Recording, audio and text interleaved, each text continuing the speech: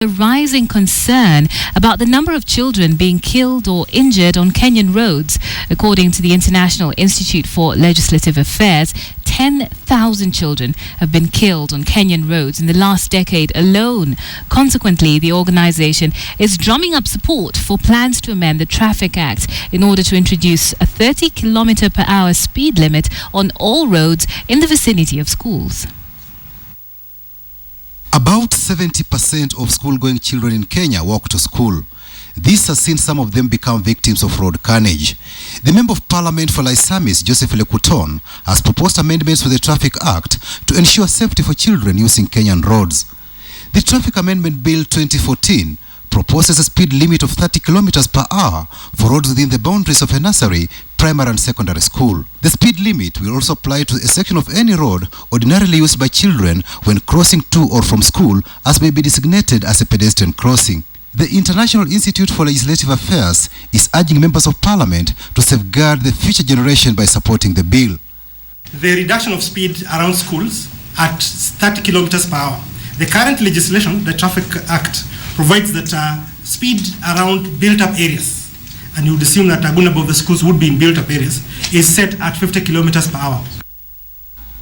Penalties have been proposed for motorists who will be booked for exceeding speed limits. For instance, a fine of 10,000 shillings will be imposed for exceeding the limit by between 5 to 10 kilometers per hour.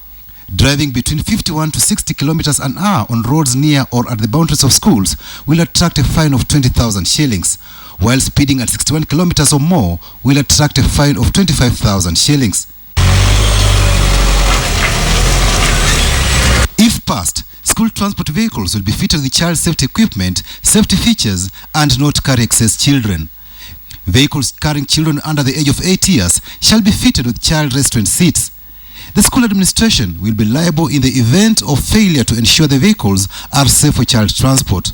School transport vehicles will also not be allowed to operate between 10 p.m. and 6 a.m. So what the bill does is to provide for one, that you go to court, you have 48 hours within which to actually go to court.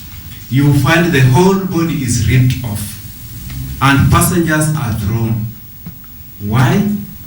Probably the bodybuilders never followed the set standards. The bill obligates the Highway Authority to erect and maintain traffic signs near schools indicating the 30 kilometers per hour speed limits.